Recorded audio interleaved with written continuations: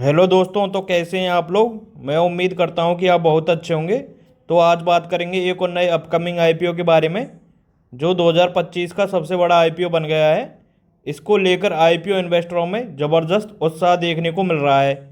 इस आईपीओ का नाम टाटा कैपिटल है, जो देश की सबसे भरोसेमंद टाटा ग्रुप की कंपनी है। और इस आईपीओ का फुल डिटेल एनालिसिस करेंगे, साथ ही जानेंगे कि इस आईपीओ में अप्लाई करना चाहिए या नहीं करना चाहिए। तो चलिए, वीडियो स्टार्ट करने से पहले आईपीओ का ग्रे मार्केट प्रीमियम जान लेते हैं। इस समय आईपीओ के ग्रे मार्केट प्रीमियम के अंदर कोई खास डिमांड नहीं चल रही है। इस समय जीएमपी 25 रुपये पर शेयर चल रही है, जो लगभग 8% का लिस्टिंग गेन दिखा रहा है, जो थोड़ा कम है। जीएमपी लगभग 20% के आसपास होनी चाहिए, जब हम इसको अच्छा कंसीडर करके चल सकते हैं। वैसे जीएमपी मात्र एक अंदाजा होता है, अधिकतर आप इसके भरोसे ना रहें। फिर बात करें कंपनी के बिजनेस मॉडल के बारे में कि कंपनी क्या काम करती है, किस सेक्टर की कंपनी है।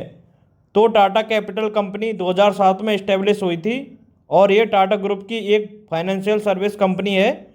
और इसका मेन काम लोन देना, वेल्थ मैनेजमेंट करना, कमर्शियल फाइनेंस करना और इन्वेस्टमेंट बैंकिंग प्रोवाइड कराना शामिल है। मतलब टाटा कैपिटल मुख्य रूप से home loan, auto loan, personal loan, business loan जैसी सेवाएं देती है। इसमें कमर्शियल और कॉरपोरेट फाइनेंसिंग भी शामिल है। साथ ही कंपनी ग्रीन और सस्टेनेबल प्रोजेक्ट को भी फंडिंग करती है। मतलब कंपनी का मेन काम इंडिया के अंदर एनबीएफसी सेक्टर का है। इसके बाद कंपनी के फाइनेंशियल देखें तो कंपनी ने शानदार ग्रोथ दिखाई है, जहां 2023 से 2025 तक इसके एसेट्स 1,35,626 करोड़ से बढ़कर 2,52,254 करोड़ हो गए हैं। साथ ही कंपनी की टोटल इनकम में भी ग्रोथ दिखी है। 2023 में इनकम 13,637 करोड़ से बढ़कर 2025 में 28,369 करोड़ तक पहुंच गई है। और इसका प्रॉफिट देखें तो प्रॉफिट भी साल दर साल बढ़ा है। 2023 में प्रॉफिट 2,945 करोड़ था, जो 2025 में 3,655 करोड़ हो गया है। और इब्टा भी दोगुना हो गया है, जहां 2023 में इब्टा 10,763 करोड़ था, जो 2025 में 20,338 करोड़ तक पहुंच गया है। साथ ही नेटवर्थ भी तेज़ी से बढ़ी है, अब ये 32,761 करोड़ तक पहुंच गई है। और कंपनी के रिजर्व में भी काफ़ी इम्प्रूवमेंट दिख रहा है।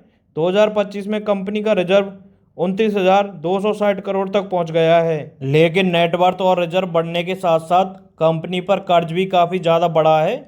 कंपनी के फाइनेंशियल काफ़ी अच्छे हैं, लेकिन कंपनी पर कर्ज काफ़ी ज़्यादा बढ़ गया है। साथ ही कंपनी का पीई रेशो देख लेते हैं कि कंपनी अंडर वैल्यूड है या ओवर वैल्यूड। तो इस समय कंपनी का पीई रेशो 35.05 का है, जो दूसरी पीयर कंपनी के मुकाबले काफ़ी ज़्यादा है। कुछ पीयर कंपनी का पीई रेशो जैसे बजाज फाइनेंस का पीई रेशो 37.8 का है, श्रीराम फाइनेंस का पीई 12.1 का, एल&टी फाइनेंस का पीई 23.1 का, जबकि सुंदरम फाइनेंस और एचडीएफसी फाइनेंस का पीई भी टाटा कैपिटल से कम है। ओनली बजाज फाइनेंस का पीई ही टाटा कैपिटल से ज़्यादा है। इसका मतलब कंपनी की वैल्यूएशन थोड़ी हाई है।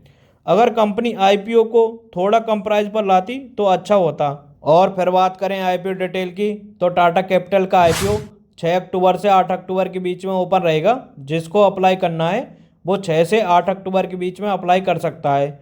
और इसका प्राइस बैंड 310 से 326 रुपये पर शेयर रखा गया है। इसकी फेस वैल्यू 10 रुपये पर इक्विटी शेयर है।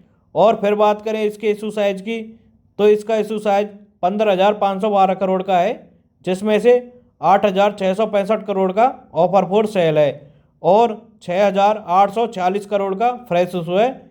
और कंपनी फ्रेश इशू का यूज मेनली दो कामों में करेगी। पहला लोन रीपेमेंट और दूसरा बिजनेस को एक्सपेंड करने में करेगी, जो कंपनी के लिए काफ़ी अच्छा है।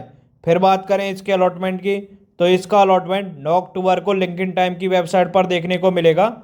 और इसकी लिस्टिंग 13 अक्टूबर को बीएसई और एनएसई दोनों पर देखने को मिलेगी। लास्ट में बात करें कि हमें इस आईपीओ में अप्लाई करना चाहिए या नहीं करना चाहिए, इसको हम कंपनी की स्ट्रेंथ और रिस्क के आधार पर देखेंगे। पहले बात करें स्ट्रेंथ की, तो कंपनी का बिजनेस एक डाइवर्सिफाई बिजनेस मॉडल है, क्योंकि company home loan, auto loan, personal loan, business loan और इसके साथ ही कंपनी कमर्शियल और कॉरपोरेट फाइनेंसिंग की भी सेवाएं प्रदान करती है। और टाटा कैपिटल कंपनी एक भरोसेमंद टाटा ग्रुप की कंपनी है और सबसे बड़ी बात तो कंपनी फ्रेश इशू के पैसे का यूज लोन रिपेमेंट और बिजनेस को एक्सपेंड करने में कर रही है। फिर बात करें रिस्क की, तो कंपनी की वैल्यूएशन अपनी पीयर कंपनी के मुकाबले हाई है और कंपनी पर कर्ज भी काफ़ी ज़्यादा है।